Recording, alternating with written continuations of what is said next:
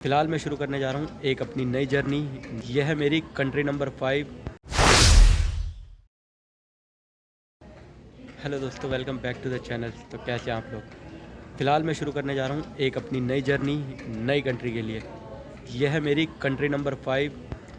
Title और description से और थंबनेल से आप समझ ही गए होंगे ये कौन सी कंट्री है। खूबसूरत कंट्री है, इसके बारे में मैंने बहुत सुना है और यहाँ जाने का मेरा काफ़ी टाइम से प्लान बन रहा था और इनिशियली अब वो मेरा प्लान सक्सेसफुल होने जा रहा है। अभी मैं फ़िलहाल एयरपोर्ट पे पहुँच गया था। मेरी रात की 11:30 बजे की फ़्लाइट है और अभी मैं अपने गेट नंबर 14 के बाहर ही बैठा हूँ और वेट कर रहा हूँ बोर्डिंग कब शुरू होगी। बोर्डिंग पासिस मैंने कलेक्ट कर लिए हैं, सिक्योरिटी चेक क्लियर हो चुका है। बोर्डिंग पास कलेक्ट करने में और डिपार्चर इमिग्रेशन क्लियर करने में मेरे से क्या क्या क्वेश्चन पूछे गए हैं, इस बारे में बात कर लेते हैं। सबसे पहले तो वियतनाम जाने के लिए आपको चाहिए वहाँ का वीज़ा। वियतनाम का वीज़ा लेना बहुत आसान है। जो वीज़ा मैंने लिया है उसको कहते हैं ई वीज़ा। मैंने क्या किया, एक मैं आपको वेबसाइट बताता हूँ जो उनकी जेन्युइन है। कई वेबसाइट ऐसी भी हैं जो फेक हैं, जिस पे अगर आप जाओगे तो वहाँ पे आपके पैसे ख़राब हो जाने हैं। वो आपको पैसे वगैरह चार्ज कर लेंगे लेकिन वीज़ा नहीं मिलेगा, और अगर देंगे भी तो फेक वीज़ा दे देंगे जो वैलिड नहीं होगा। तो वियतनाम के ई वीज़ा का डिस्क्रिप्शन में मैं आपको लिंक दे दूंगा उनकी ऑफिशियल वेबसाइट का, कहाँ से आपको अप्लाई करना है। सिंपल सा फॉर्म है, वेबसाइट खोलिए, वेबसाइट पे जाइए, सिंपल एक फॉर्म खुलेगा। फॉर्म में जैसे जैसे इन्फॉर्मेशन लिखी गई है आराम से भर दीजिए, कोई दिक्कत नहीं होती, बिल्कुल ईजी फॉर्म है। मैंने भी खुद भरा था। फॉर्म भरते टाइम आपको डिटेल तो ध्यान से भरनी है, बस दो चीज़ों का ध्यान रखना है कि जो पॉइंट ऑफ एंट्री आपकी रहेगी वियतनाम में वो क्या रहेगी और एग्ज़िट पॉइंट क्या रहेगा। मतलब जैसे मैं जा रहा हूँ, मैं दानांग जा रहा हूँ, पहले डायरेक्ट मेरे दिल्ली टू दानांग की फ़्लाइट है और उसके बाद मैं जो वियतनाम से एग्ज़िट करूँगा वो मैं हो ची मिन सिटी से करूँगा। तो मैंने अपना एंट्री पॉइंट एंट्री के लिए दानांग सेलेक्ट करा और डिपार्चर अपना हो ची मिन सेलेक्ट करा। तो आप जिस हिसाब से ट्रैवल करना चाहते हैं, कुछ लोग हनोई जाते हैं और फिर बाद में बीच में ट्रैवल करके हो ची मिन से एग्जिट लेते हैं, या सीधा हनोई जाके वहीं से एग्जिट ले रहे हैं, तो ये इन्फॉर्मेशन आपको थोड़ा ध्यान से भरनी पड़ेगी। मैंने कई वीडियोस में देखा था कि यूट्यूब में एक दो बंदों ने कहा कि नहीं हमें नहीं इशू हुआ था, हमने भरा तो कुछ और था लेकिन हमने कहीं और से एंट्री ले ली थी, कहीं और से एग्जिट ले ली थी। ठीक है भाई, क्या पता उनकी किस्मत अच्छी होगी, उनको मिल गया होगा, लेकिन मैं ऐसा कोई रिस्क नहीं ले रहा था। मैंने प्रॉपर तरीके से भरा और मैं आपको भी यही सजेस्ट करूँगा कि फॉर्म को प्रॉपर ही भरिए ताकि कल कोई कन्फ्यूजन ही ना हो, कोई दिक्कत ही ना हो। ऐसा काम ही क्यों करना जिसकी वजह से कल को कोई प्रॉब्लम हो हम लोगों को। वीज़ा की जो $US की फ़ीस है वो मेरे को एग्जैक्टली याद नहीं है, मैं स्क्रीन पे डाल दूँगा, लेकिन वो अराउंड आई थिंक $20 से $25 के आसपास की थी। तो वो आप पे कर देते हो तो 3 दिन के अंदर आपको ईजिली वीज़ा आपके मेल पे रिसीव हो जाएगा और आपको इसका प्रिंट आउट ले लेना है। वीज़ा कैसा होता है मैं आपको स्क्रीन पे दिखा देता हूँ, साइड में कहीं पे डाल दूँगा, आप एक बार देख लीजिए। अब बात कर लेता हूँ बोर्डिंग पास कलेक्ट करने के लिए। जब मैंने बोर्डिंग पास कलेक्ट करने के लिए VHZ के काउंटर पे गया तो उन्होंने मुझसे एक तो फ़्लाइट टिकट मांगी, मैंने उनको फ़्लाइट टिकट और अपना पासपोर्ट दिया। फिर उन्होंने मुझसे मेरा वीज़ा मांगा कि आपका वीज़ा अप्लाई किया होगा, वीज़ा दिखाइए। तो मैंने उनको अपना ई वीज़ा का जो मैंने था प्रिंट आउट ले रखा था वो मैंने वीज़ा दिखा दिया। उसके बाद उन्होंने मेरे से और ज़्यादा कोई क्वेश्चन नहीं करे, सिर्फ ये दो चीज़ें देखी थी और उसके बाद उन्होंने मेरे से सिर्फ ये कहा, मेरा सामान का जो था लगेज उसका वेट करवाया, क्योंकि मैंने जो फ़्लाइट ली है वो मैंने 7 kg कैबिन बैगेज के साथ ही लिया है, मैंने एक्स्ट्रा बैगेज नहीं लिया। तो इसलिए ये फ़्लाइट मेरे को बहुत सस्ती पड़ी है। इंडिया से डिपार्चर इमिग्रेशन करते टाइम मैंने कई लोगों को देखा, कई मेरे साथ ही कुछ स्पेशल सीन हुआ पता नहीं, क्योंकि मेरे से कुछ ज़्यादा क्वेश्चंस किए गए थे। एक दो मेरे साथ के बंदे थे पहले जो निकले मेरे बाद में, उनको ईजिली निकल गए वो लोग। किसी किसी को रैंडमली कोई सिलेक्ट करके वो थोड़े ज़्यादा क्वेश्चन करते हैं, तो मुझसे किए थे। तो मुझसे क्या क्वेश्चन किए थे मैं बता देता हूँ आपको। मेरे से सबसे पहले मेरी फ़्लाइट टिकट मांगी, मेरा बोर्डिंग पास दिखाया मैंने उनको। जाने की फ़्लाइट टिकट नहीं मांगी थी, रिटर्न की मांगी थी। अब हुआ क्या, सबसे पहले तो उन्होंने मेरे से बोर्डिंग पास मांगा, मेरा पासपोर्ट मांगा, मैंने वो दे दिया। उसके बाद उन्होंने कहा वियतनाम जा रहे हो, वीज़ा दिखाइए। तो मैंने उनको वीज़ा इमिग्रेशन पे वीज़ा दिखाया, उन्होंने मेरा वीज़ा देखा। वीज़ा देखने के बाद उन्होंने मुझसे पूछा किस काम के लिए जा रहे हो, तो मैंने उनको बता दिया कि मैं टूरिस्ट पर्पज़ से जा रहा हूँ, ट्रैवल के लिए, हॉलीडेज़ के लिए। तो कह रहे ठीक है। उसके बाद फिर थोड़ी देर देखा उन्होंने मेरा वीज़ा वगैरह, पता नहीं क्या दिमाग में चल रहा था उन ऑफिसर के। उन्होंने फिर मुझसे कहा अपनी रिटर्न टिकट दीजिए।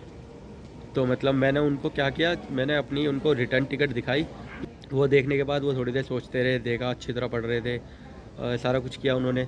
उसके बाद क्या करा, फिर मेरे से कहते हैं होटल बुकिंग है? मैंने कहा बिल्कुल है।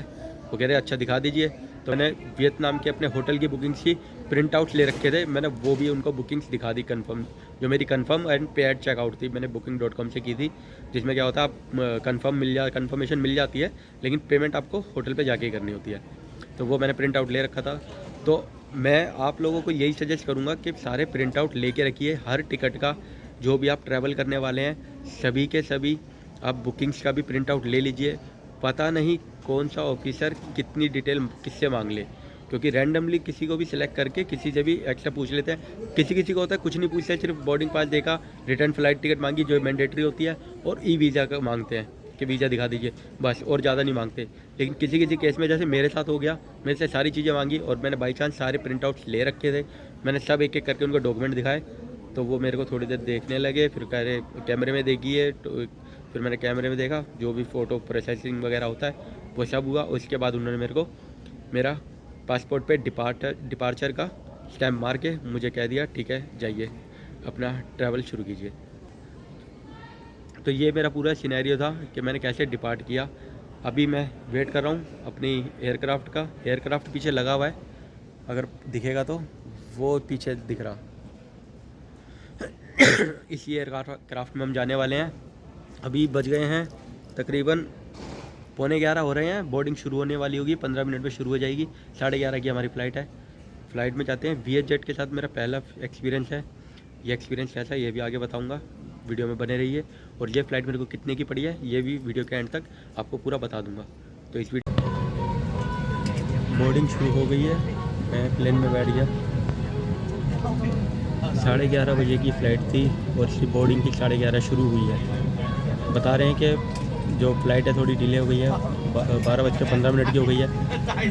अब पहला एक्सपीरियंस ऐसा है, आगे देखते क्या होता है। फ़्लाइट में बैठ गया, सीट कंफर्टेबल है, लेग रूम अच्छा है।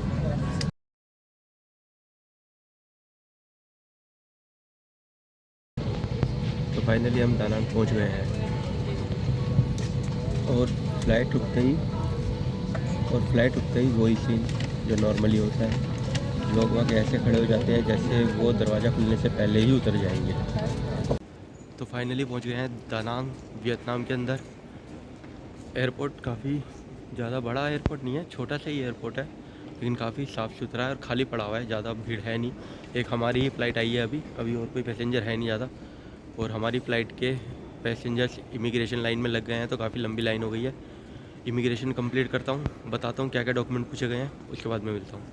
तो हेलो दोस्तों, दानांग में एंट्री हो गई है। अभी मैं एयरपोर्ट के बाहर ही बैठा हूँ।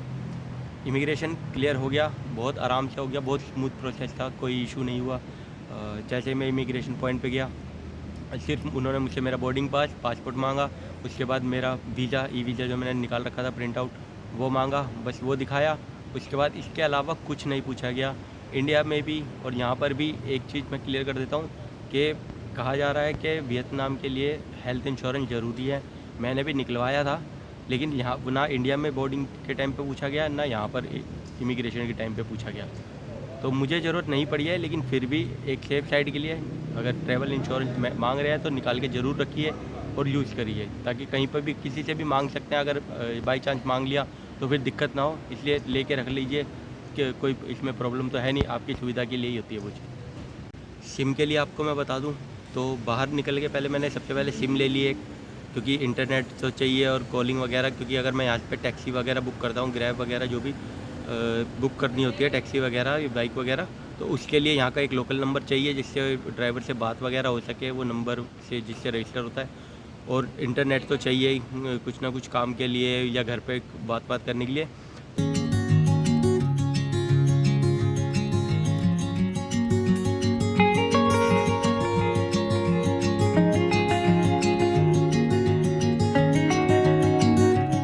दानांग एयरपोर्ट से ग्रैब बाइक करके मैं यहाँ पहुँच गया था। मेरे को 1.5 लाख डोंग पे किए मैंने यहाँ तक आने के लिए, और अपने मैं हॉस्टल पहुँच चुका हूँ। तो गाइस, मैंने आपको इस वीडियो में सब कुछ बता दिया था कि मैं कैसे होयान तक पहुँचा हूँ। लेकिन मैं एक चीज़ बताना आपको भूल गया था, वो था कि मेरी वी एच जेट कि जो फ़्लाइट थी उसका एक्सपीरियंस और वो मुझे कितने की पड़ी थी। तो ये एक छोटा सा पार्ट मैं बाद में रिकॉर्ड करके इस वीडियो में ऐड कर रहा हूँ, तो आपको कपड़े वगैरह चेंज लगेंगे उसमें। तो बात कर लेते हैं सबसे पहले तो कि विएट जेट की मेरी एक्सपीरियंस कैसा रहा। विएट जेट का एक्सपीरियंस जैसे मैंने वीडियो में पीछे थोड़ा सा बताया था कि 11:30 की रात की मेरी फ़्लाइट थी, लेकिन वो फ़्लाइट 11:30 बजे तो बोर्डिंग शुरू करी थी और वो 12:15 की मूव हो गई थी टाइमिंग उसकी। तो बस एक थोड़ा सा ये डिले आया था जो मेरे को इशू हुआ विएट जेट के साथ। इसके अलावा मुझे जो लेग स्पेस था वो भी फ़्लाइट में अच्छा था, सीट्स कंफर्टेबल थी। एक्सपीरियंस वाइज तो विएट जेट की फ़्लाइट्स बहुत बढ़िया थी, मतलब मुझे काफ़ी कंफर्टेबल रहा। मुझे कहीं भी ऐसा नहीं लगा कि मैं किसी चीप फ़्लाइट में सफ़र कर रहा हूँ तो कुछ प्रॉब्लम्स आएंगी। हाँ, लगेज का था और वो ऑब्वियस सी बात है, अगर मैं कम बजट की फ़्लाइट ले रहा हूँ और मैं लगेज को अपना नहीं ले रहा हूँ उसमें, अगर चेक इन लगेज लूँगा, ज़्यादा का बैगेज लेके जाऊँगा तो ऑब्वियस सी बात है उसके लिए मुझे पे करना पड़ेगा, और मैंने वो लिया नहीं था। तो मुझे अपना बस सामान जो है वो 7 किलो के कैबिन बैगेज के अंदर ही एडजस्ट करना पड़ा था। वो मैंने आराम से कर लिया, मेरे को उसकी कोई प्रॉब्लम हुई नहीं। जो मुझे सामान चाहिए था, क्योंकि मेरा जो मेन सामान था वो था मेरा लैपटॉप का, और लैपटॉप और जो मेरा इलेक्ट्रॉनिक एसेसरीज़ थी वो मेरा टोटल 2 किलो के अंदर हो गया था। बाकी क्लोथिंग वगैरह, वियतनाम घूमने अगर आप आ रहे हो तो वहाँ पे आपको क्लोथिंग वगैरह में, आप मेरी तरह लड़के वगैरह हो तो आपको बस शॉर्ट्स और शर्ट्स टी शर्ट वगैरह चाहिए जो हल्की हल्की होती हैं। मेरे लिए इतना 7 किलो के अंदर अंदर मैनेज करना बहुत आसानी से हो गया था, और वो मैंने कर भी लिया।